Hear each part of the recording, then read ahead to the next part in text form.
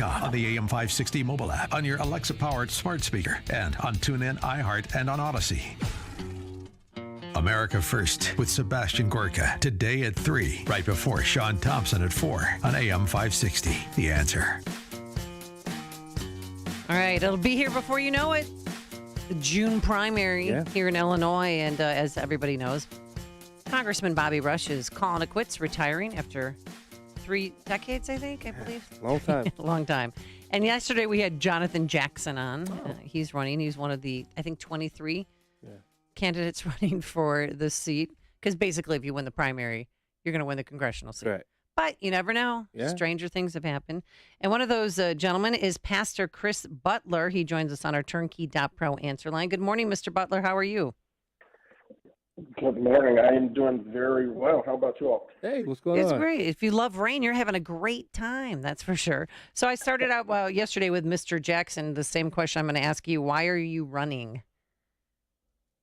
Yeah, so I started running this race almost this time last year for the same reason I'm running today, and that's because I think that we need in the Democratic Party and in the United States Congress to recenter our attention on making life work better on a day-to-day basis for everyday working people.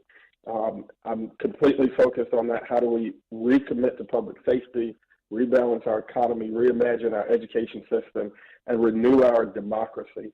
And I thought last year that our party was moving away from that our Congress was moving away from that. And after a lifetime really in community work and leadership, and just as a husband and a father and a pastor, I thought it was really important that we move our conversation in this direction, move our party in this direction, move our Congress in this direction. And so I got into this race a year ago.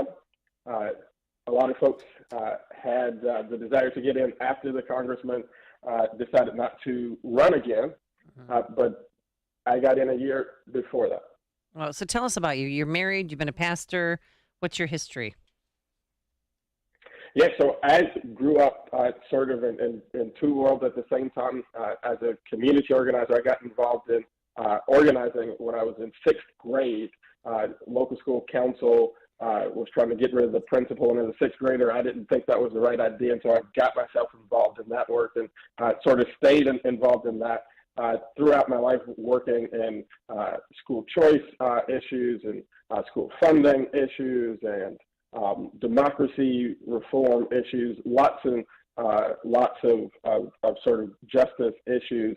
But along that same time, my mom and my dad were very committed to our local church. My mom led the children's choir, dad drove the church van. And so I grew up, I like to say I grew up on the front row of the church and in the front lines of justice movements. And that's sort of what orients me today. I actually pastor that church where I grew up, and I'm still working at that intersection of faith and justice and civic engagement. Yeah. Pastor Butler, John Anthony here. One of the things that I really liked about your platform was school choice, because I personally believe education is the great equalizer. It will equalize a lot of different things, especially in minority communities. How important is it to have it come from Congress that school choice is very important, especially when you look at places like Chicago, where we have CTU basically as a bureaucracy running everything education related throughout the entire state? Yeah, I think it's incredibly important. I don't think that it is unprecedented or that it presents unique threats to sort of the desire for local control of schools.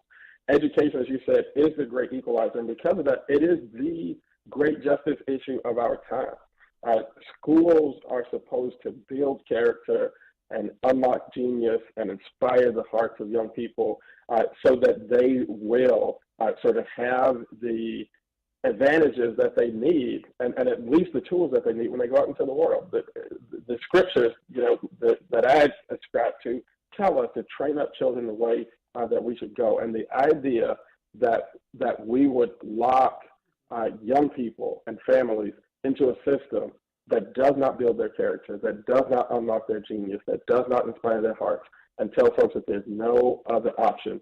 It is unjust, it is immoral, and we've got to do something about it. Pastor Butler, I hope you don't think I'm being rude, but why aren't you running as a Republican? Because you sure sound like a Republican. Well, I get that question a lot.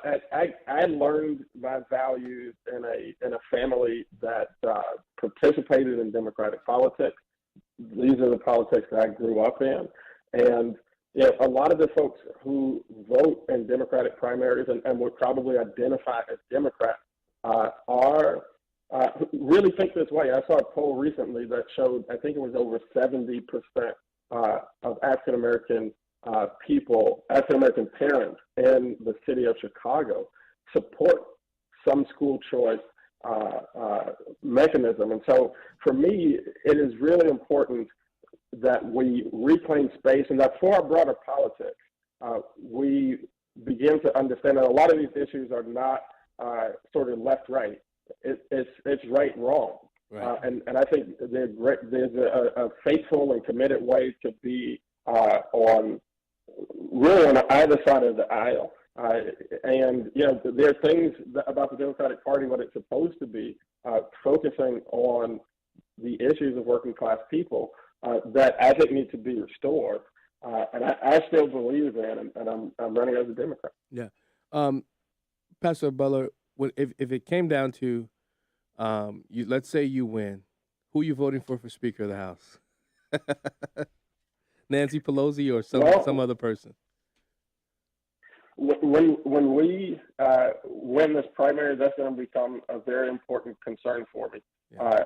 I can tell you, whoever is vying for that position, John, I'm going to go and tell them the story of my friend John, who I grew up with in the west side of Chicago.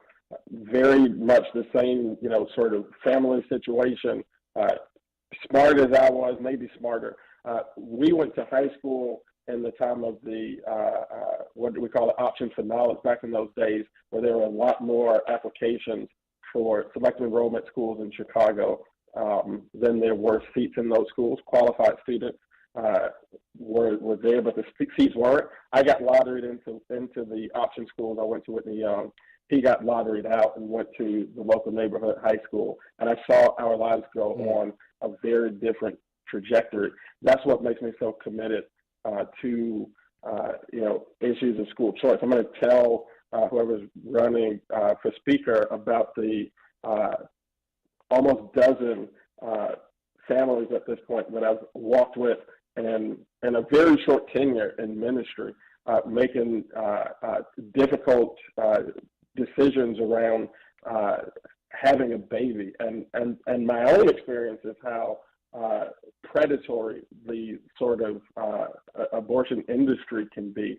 And I'm going to vote for somebody who will be responsive to those stories and those experiences from my own life, from my own community, which I don't think are represented well right now. So you're not going to toe the company line and just fall in with your party? So I don't think what makes a good part of a group, and this goes to a party, a business partnership, a family.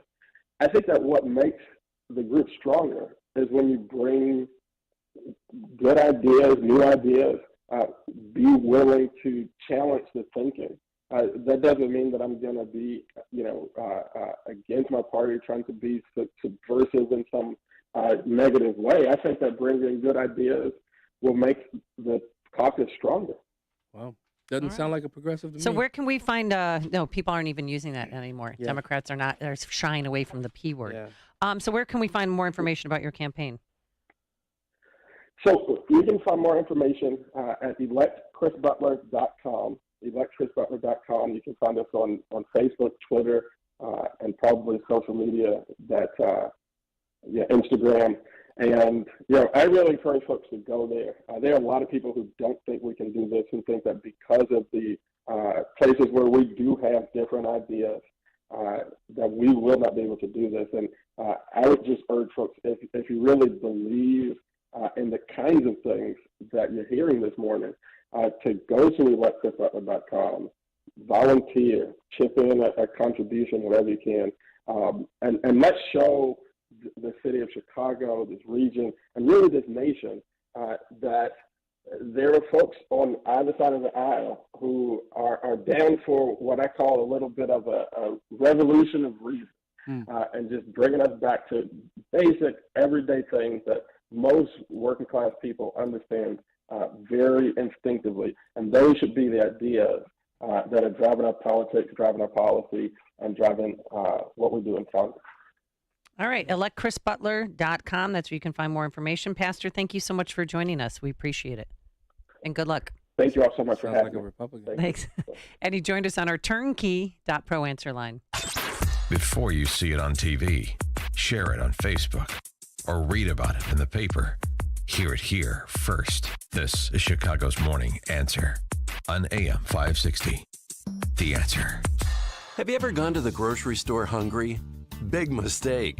Next thing you know, you're in your kitchen unloading all these extra items you don't need, saying, "What did I do?" That's kind of like someone who goes into retirement without an income plan. You file for Social Security too early, start pulling from your savings, and 2 years later,